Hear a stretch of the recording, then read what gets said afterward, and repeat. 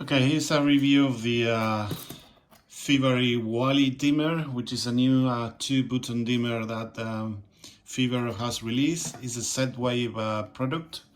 So here we have it. Um, it's basically two push buttons, top and bottom. The face can be removed and you can use some standard branded covers instead of the one provided with Fibaro. The dimmer itself is embedded on the device itself, and if you want to install it, you probably will need a deeper back box. Let's measure it, see how much is it. So that's about 28 mils. From the back box, as deep as it goes. So you probably need something like this, a 44 mil back box, metal back box, so that you have enough space at the back.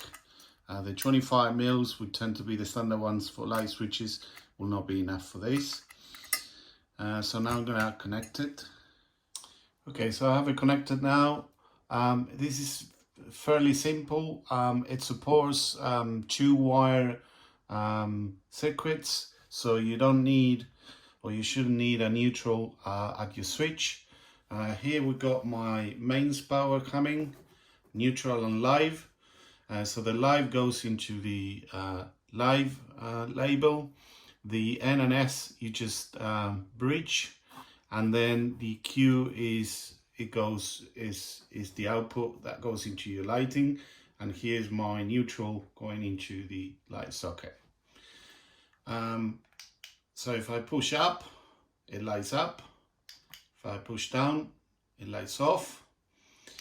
If the light is on, then I can push the button and hold, and it will dim down. And if I push and hold, it will dim up. Also, if it's on and it's dimmed, you can press the top one and it would light 200%.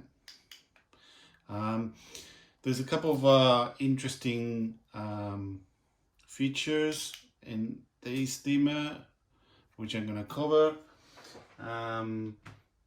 Parameter 11 defines what light you're going to have when the appliance is on. In this case, the default is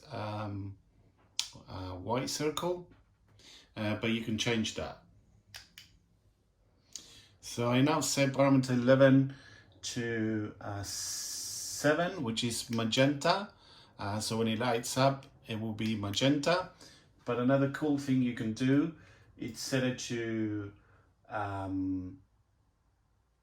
8, which is basically the color will change based on the power of the dimmer.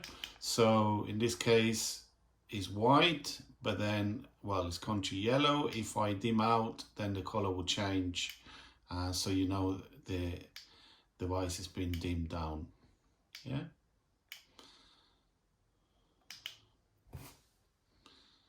Likewise, you can also set the color when the device is off, which you can choose between different colors: red, green, blue, yellow, cyan, and magenta. You can also change the brightness of the LED frame. So you can disable it, or you can set the brightness into any level, 1 to 100%, or there's 2 other options: directly proportional to the dim level, or inversely proportional to the dim level. So for instance, if we set it to inverse proportional, so that's the maximum dim level.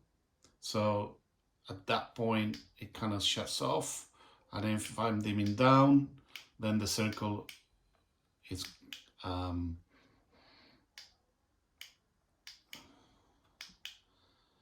is dimming high up.